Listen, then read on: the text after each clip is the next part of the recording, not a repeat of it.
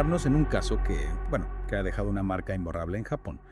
Un caso que nos enfrenta a la crueldad más profunda, la que se esconde a veces tras una fachada de normalidad.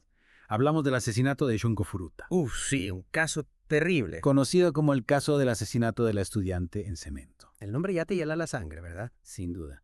Y hoy vamos a intentar desentrañar los detalles de este crimen tan terrible y a comprender, en la medida de lo posible, cómo ha impactado en la sociedad japonesa. Es un viaje a un punto oscuro de la historia criminal de Japón, un laberinto de crueldad y misterio. Totalmente. Al explorar los detalles de este crimen, no solo descubriremos lo que ocurrió, sino que también intentaremos comprender su impacto en la sociedad japonesa. Junko Furuta era una estudiante normal de 17 años, llena de sueños, con aspiraciones, como cualquier chica de su edad. Trabajaba a tiempo parcial para costearse el viaje de graduación, ¿no? Ese con el que todos soñamos a esa edad. Tenía toda una vida por delante, una vida que fue arrebatada de la manera más cruel imaginable. Lo que hace que este caso sea aún más trágico es precisamente eso, ¿no?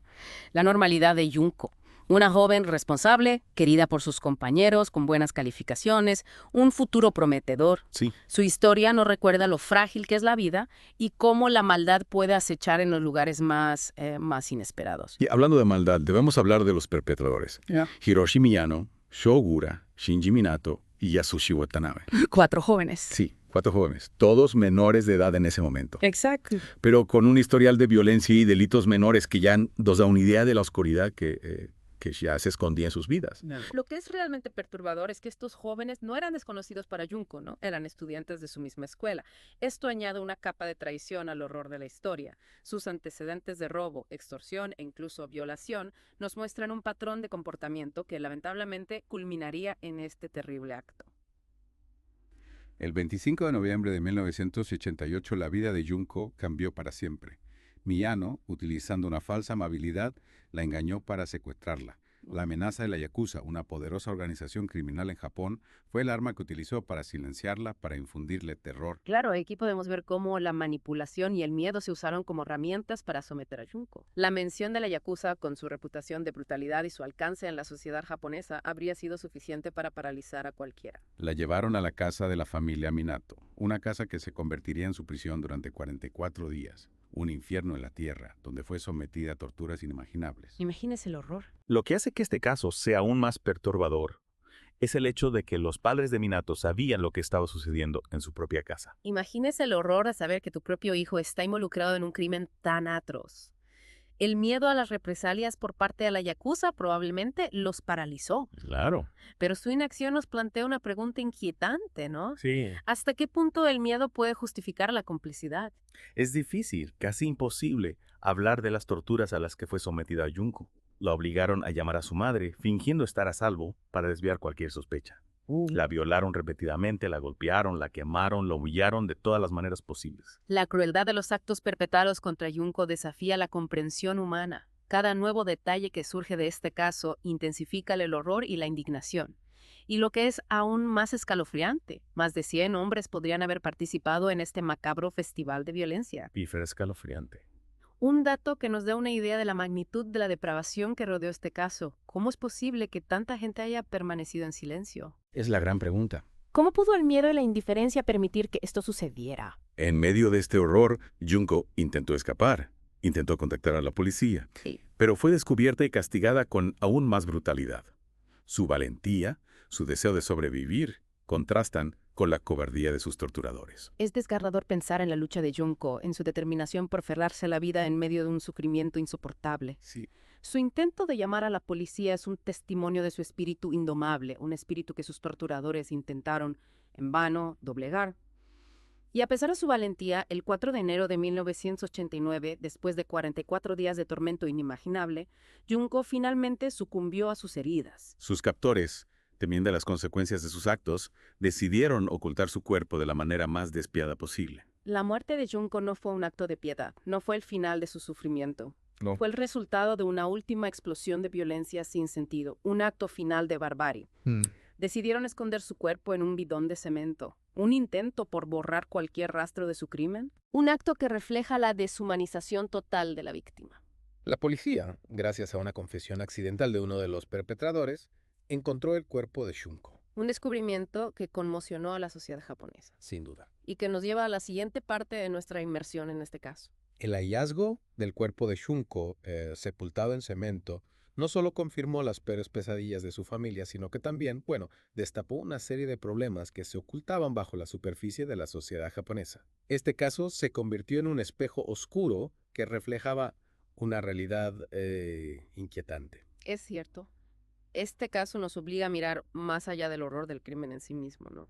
Y a preguntarnos, ¿cómo pudo suceder algo así en una sociedad que se percibía como ordenada y pacífica? Exacto. El caso de Shunko Furuta puso al descubierto la problemática de la delincuencia juvenil, especialmente la relacionada con las pandillas. Recordemos que los perpetradores ya tenían un largo historial de actividades delictivas antes del secuestro de Shunko. Este caso nos obligó a confrontar la existencia de una subcultura de violencia que operaba en las sombras. Y la participación de más de 100 hombres en la tortura de Junko es una cifra, bueno, escalofriante. ¿Cómo pudo tanta gente saber lo que estaba ocurriendo y no hacer nada para detenerlo? ¿Qué nos dice esto sobre la sociedad japonesa de la época? Esa cifra es una prueba irrefutable de la complicidad y el silencio que permitieron que este horror se prolongara durante tanto tiempo. Nos habla de una cultura del miedo, donde la gente prefería mirar hacia otro lado antes que enfrentarse a la brutalidad. El miedo a las represalias, especialmente por parte de la yakuza, paralizó a toda una comunidad.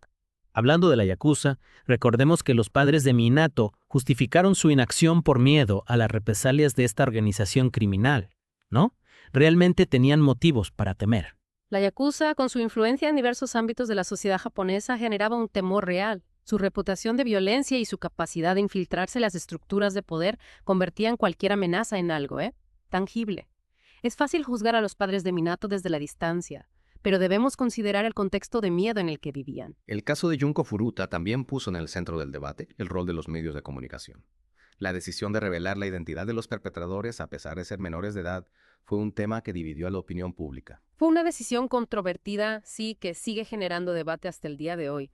Por un lado, se argumentó que la gravedad del crimen justificaba la exposición pública, se buscaba justicia para Junko y se quería evitar que estos jóvenes pudieran reintegrarse a la sociedad sin que su pasado fuera conocido. Pero por otro lado, se cuestionó la ética de exponer a menores de edad, ¿no? Por muy terribles que fueran sus crímenes. Exacto. Se argumentó que la protección de su identidad era fundamental para su rehabilitación y para evitar un estigma social que pudiera perseguirlos de por vida. El caso de Junko Furuta nos confrontó con un dilema ético complejo.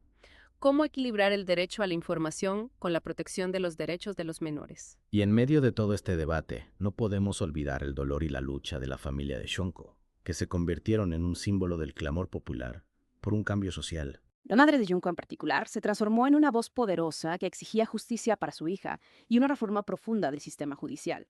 Su dolor se convirtió en un catalizador para un movimiento que buscaba proteger a los jóvenes de la violencia y garantizar que crímenes como el de Junko no quedaran impunes. El caso de Junko Furuta dejó una profunda cicatriz en la sociedad japonesa, una cicatriz que nos recuerda la fragilidad de la justicia y la necesidad de luchar contra la indiferencia y la impunidad. Y ahora, con esa imagen tan impactante, nos preparamos para la parte final de nuestro análisis. En la próxima sección exploraremos el legado de Junko Furuta y las preguntas que aún persisten. ¿Qué podemos aprender de esta tragedia? ¿Cómo podemos asegurarnos de que algo así no vuelva a suceder? El eco del caso de Junko Furuta se extiende mucho más allá de las fronteras de Japón. Su historia, por terrible que sea, ha resonado en todo el mundo, convirtiéndose en un símbolo de la lucha contra la violencia y la impunidad. ¿Cómo ha impactado este caso a nivel global? Bueno, la brutalidad del crimen y la aparente falta de justicia, digamos, conmocionaron al mundo entero. Pero también despertó una conciencia colectiva sobre la vulnerabilidad de los jóvenes y la necesidad de protegerlos de la barbarie. El caso de Junko Furuta se convirtió en un llamado a la acción, a la creación de un mundo donde la violencia no tenga cabida. Es decir, la tragedia de Junko trascendió las fronteras de Japón y se convirtió en un catalizador para el cambio a nivel internacional. Exactamente. A raíz de este caso se impulsaron cambios concretos en la legislación de varios países, incluyendo Japón.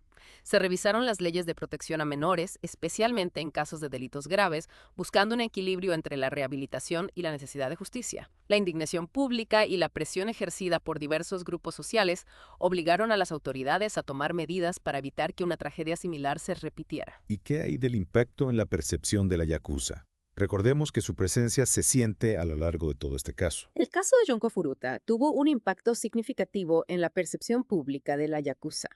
La mención de esta organización criminal y la aparente impunidad de algunos de sus miembros generaron un rechazo generalizado y un llamado a una mayor acción por parte del gobierno para combatir sus actividades delictivas. Es decir, la sombra de la yakuza que se cierne sobre este caso nos recordó la influencia que estas organizaciones criminales pueden tener en la sociedad y la necesidad de enfrentarlas con determinación. Así es, pero el impacto del caso de Junko Furuta va más allá de lo legal y lo social. Su historia ha inspirado numerosas obras de arte, desde películas y documentales hasta manga y música, que buscan explorar las complejidades de este caso y generar una reflexión crítica sobre la sociedad que permitió que este horror ocurriera. Es interesante cómo el arte se convierte en un vehículo para procesar el dolor, para mantener viva la memoria de Shunko y para generar una reflexión crítica sobre la sociedad. Exactamente. Estas obras nos confrontan con la crudeza del caso, pero también nos invitan a pensar en las causas profundas de la violencia, en las fallas del sistema, en la responsabilidad individual y colectiva. Y no podemos olvidar los homenajes a Shunko Furuta. Su tumba, inicialmente ubicada en Japón, fue trasladada a Houston, Texas, debido a actos de vandalismo. ¿Qué nos dice este gesto sobre el impacto de su historia? Es un gesto conmovedor, ¿no? Que nos habla de la solidaridad internacional y del deseo de honrar su memoria en un lugar seguro. Es un recordatorio de que la historia de Shunko Furuta no es solo una tragedia japonesa, sino una tragedia humana que nos conmueve a todos. A pesar del tiempo transcurrido, el caso de Shunko Furuta sigue generando preguntas incómodas. ¿Cómo podemos prevenir este tipo de atrocidades? ¿Cómo podemos construir una sociedad más justa y compasiva, donde los jóvenes estén protegidos de la violencia y la crueldad? Son preguntas complejas, que no tienen respuestas fáciles. El caso de Junko Furuta nos interpela a cada uno de nosotros, nos obliga a reflexionar sobre nuestro rol en la sociedad y sobre la necesidad de luchar contra la indiferencia, la apatía y el silencio cómplice. Junko Furuta se ha convertido en un símbolo, en un recordatorio de la oscuridad que puede habitar en el corazón humano, pero también de la necesidad de luz, de justicia, de esperanza. Su historia nos impulsa a trabajar por un mundo donde la violencia no tenga cabida, donde la justicia prevalezca y donde la memoria de las víctimas nos guíe hacia un futuro mejor. Con esa reflexión cerramos este profundo viaje a través del caso de Shunko Furuta, un caso que nos confronta con lo peor y lo mejor del ser humano, y que nos deja con la tarea de construir un mundo donde tragedias como esta no vuelvan a ocurrir. Gracias por acompañarnos en este Deep Dive. Esperamos que esta inmersión en la historia de Shunko Furuta les haya dejado con una mayor comprensión de la complejidad de la violencia, la importancia de la justicia y la necesidad de construir una sociedad más humana y compasiva.